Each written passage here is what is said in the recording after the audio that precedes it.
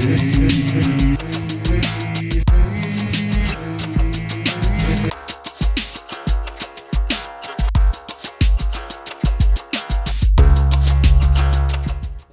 welcome to another edition of the Cryptic Mystic, and welcome to another short tutorial on an aspect of cryptic crosswords that I think is really important for beginners and maybe not beginners to understand about cryptic crossword clues. And following the little tutorial, then I'll be doing a cryptic crossword by the fantastic Melanie Branton, who hosts her crosswords on crosshair.org. And the great thing about these crosswords is that they usually follow a theme, and today's theme will match the tutorial that I'm talking about. So a two-part video. First part, little tutorial. Second part, a walkthrough of a cryptic crossword. So hopefully it'll be fun. But let's get down to the tutorial itself. Okay, so here we are. So what are we going to talk about today? Well, let me put this word on the screen for you here. What's the first thing that comes to your mind when you see that word? Now, did you think of tear or tear? This is one of those words in the English language that has spelt exactly the same way but has more than one meaning. And these words are called homographs. Setters use them all the time to disguise what it is they're after in a cryptic crossword clue. I mean, I would say they're probably one of the most common devices that they use, a key to making the whole sentence cryptic. So you could have this sentence here. There was a tear on my shirt, or there was a tear on my shirt. You see, it's exactly the same sentence, but a different meaning, isn't it? And this is something you have to be mindful of whenever you're reading a cryptic crossword clue. You may have heard me say this before, but the surface of a cryptic crossword clue is deliberately misleading, so never read the cryptic crossword clue and try and make sense of the sentence. Unless there's a question mark at the end of it, because sometimes that means that the sentence itself is a cryptic definition. But in most cases, you want to ignore the meaning of the sentence. And very often, you have to go even further than that. You have to actually ignore the meaning of the words in the sentence as well. The context usually that the setter has given you for the words is usually trying to throw you off. So you might find a setter talking about a flower, a sentence that talks about a flower, but actually what the setter is thinking of is a flower, and a flower could be another word for a river, for example. So you see how they can disguise meanings of words? There's many homographs in the English language. So every time you look at a clue, study the words in the clue and see if you can think of other meanings, just like you did there with tear and tear. There's other ones as well, like, for example, steak, or post, or minute, or minute. So the setter will use these devices all the time, and it's something to really look out for. And when you start looking out for these, suddenly you will unlock so many more clues that you weren't doing before. Okay, so that's enough for the little tutorial. Let's get on to Melanie's fantastic puzzle now and see what she has in store for us. It's a mini or a MIDI size, maybe cryptic, that uses some of these devices, and we'll talk through them as we go through the puzzle. So as you can see, it's a 7x7 puzzle.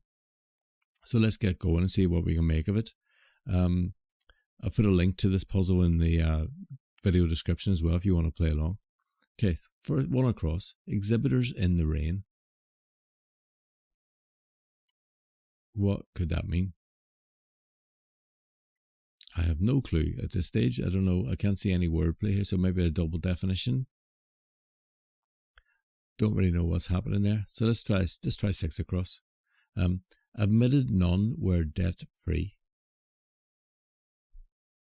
Well, none is usually could be a 0, it could be an O, couldn't it?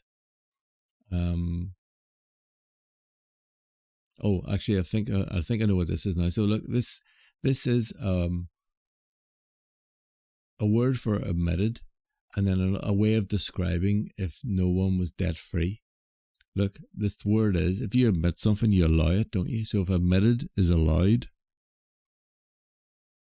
But another way you could say allowed is all owed. You see that? So none were debt free is all owed. They all owed money. None of them were debt free or admitted. So there's a classic example there of a word that has spelt the same but two different meanings. Nice one. Okay, let's try 9 across, will we? Make noise like a cow and it's vulgar.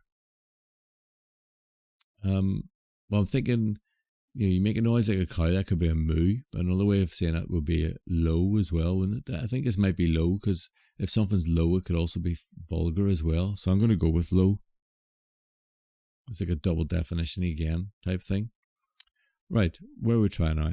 Let's try 13 across, since it's at the bottom. Partition makes noise of pain and revels. I'm looking through this clue as well. I'm just looking all the time for, is there any more than one way maybe of describing pain? Is pain got more than one meaning? Or revels, does it have more than one meaning? I don't think it does in this case. But I'm not really sure. Not sure what's going on in that clue, so we'll come back to that one as well. Let's try one down, will we? Will make a noise of pain, but it's superficial. Okay, like a noise of pain, I'm thinking is an ow, O-W. Oh yeah, that's what this is. This is so, here we have, this is a nice charade clue. Actually, we've got a word for will. This is wordplay here. Will and make a noise of pain. And then it's superficial is the definition. Something that's superficial is shallow. So we have shall for will. And then our little noise of pain gives us a W, and that gives us shallow. So we have ow here, but it's actually pronounced O. Right, let's try one across. Now we got, oh no, we won't try one across yet. We've just tried that. Let's try two down. Thoroughly lubricate one that gushes in a slick way. Again, this feels like a double definition to me. There's the lubricate here in this L, and it's a 3-letter word. I'm thinking this is oil something. Oh, it's oil well, isn't it? If you oil well, you thoroughly lubricate something. But an oil well also gushes oil, doesn't it? Very nice. That's a cool clue. I like that one, Melanie. Right, let's try 3 down. Almost get 10 across as core product in court. Okay, we'll have to solve 10 across to understand that one, so maybe I'll come back to that one.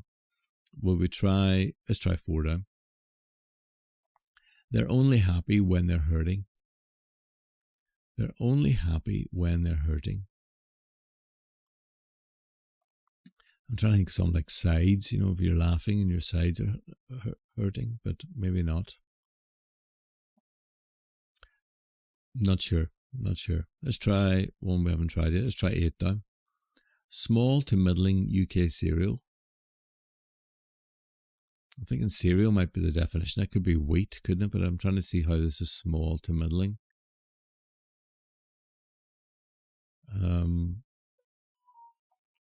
Oh, I think it might be, okay, I think I might have this. So small, we're looking for a definition of small, a synonym for small, which is wee. And then we literally put the word to in there.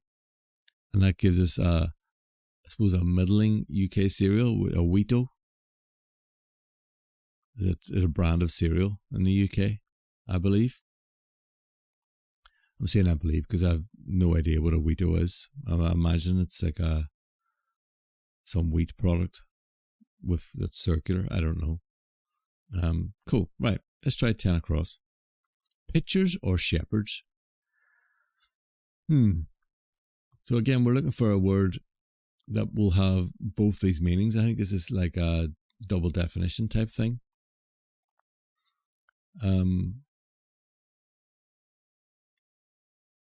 thinking, based on the trickiness that we're talking about here with, words that maybe have more than one meaning but are spelled exactly the same. Shepherds look after sheep, don't they? And I'm just looking here. Now that looks like a U there. So could you technically call a shepherd a ewer? Because I know a ewer is a type of jug, which could be a pitcher, couldn't it? So maybe ewers are shepherds, but ewers could also be pitchers. You see how that works? Nice clue, that one. I think that's right. Let's try 12 across. Drink for a young child. Well, this is double definition territory here. So we got a short word for a drink and also a word for a young child. That would be a tot, wouldn't it? You have a tot, you have a drink. Cool. 11 down. Line of argument. That must be a row, or if it's an argument, it's going to be a row. You see? Again, we got that homograph situation there. Nice. Right, let's try 13 across. Now we got a lot of, looks like willows, doesn't it? What is the word? Partition makes noise of pain and revels. Well, it's definitely ows at the end. Oh, it must be wallows. If you wallow in something, you revel in it, don't you? So partition was wall. Makes noise of pain is ows. Put it together and we get revels and wallows. Very nice clue, that one. Right, 4 down. They're only happy when they're hurting. Oh, I think I have this. This is a fun clue. This is sadists. That's good. They're only happy when they're hurting. Sadists. That makes sense, doesn't it? It's funny how they're sadists, aren't they? That's funny. Cool. Let's try one across now. Exhibitors in the rain. Oh, this is one of those clues. This is one of those words again. Another homograph. So this is a shower, or it's a shower. So it's actually a heteronym, isn't it? So we have, if you're someone at an exhibition, you could be showing something. You're a shower. But if you're in the rain, could be shower. So the plural of those things is showers or showers, whatever you want to look at it. Nice. Right, what we got left? We got a couple of clues I haven't looked at yet, so let's just look at those quickly. There's 7 down we haven't looked at, which is behold, allows in the middle. And why is that low? Well, low is another word for behold. And then allows in the middle is referring literally to the middle of the word allows. And it's like a hidden word clue, so it's low. See, it's right in the middle of allows there. Right, we've got 2 here. Is there any one we haven't got? Well, there's 2 here we haven't done. Okay, so 3 down. Almost get 10 across's core product in court.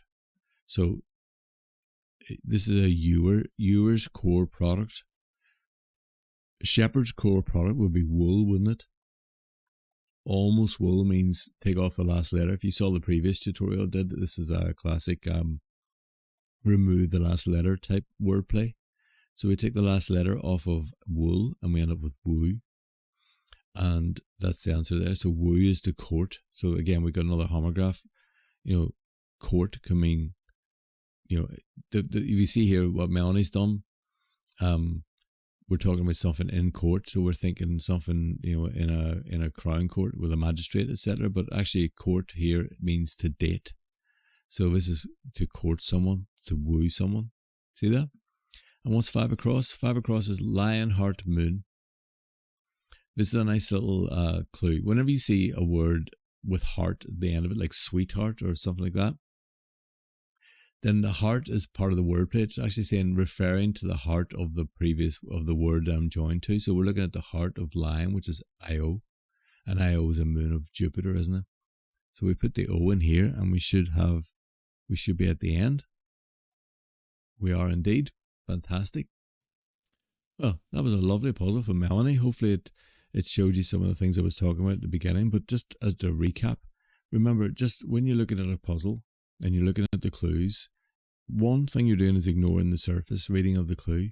The second thing you're doing is looking at each individual word and see if you can think of another meaning or even pronunciation for that word. It might promote another meaning for you.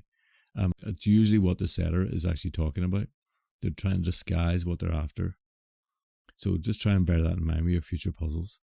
Now, thanks for watching. If you got this far, I really appreciate it. Please do like, subscribe, and let me know in the comments if there's any particular types of clue that you would like me to talk about. And also, just to let you know, we have a live stream every Sunday at 8 PM UK time where we have a clue of the week, and I invite you to come up with your own clue for the clue of the week. This week's clue is anemia.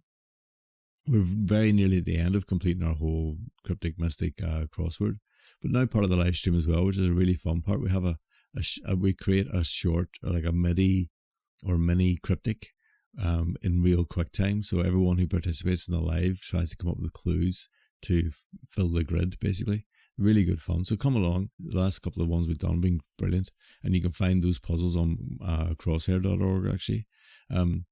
But yeah, check out Melanie's puzzles. They're brilliant, and they're really good for demonstrating aspects of cryptic crossword clues that is vital to know if you want to try and improve your solving. Okay, that's it from me. I hope you enjoyed that, and I will see you all very soon. Okay, thanks. Bye.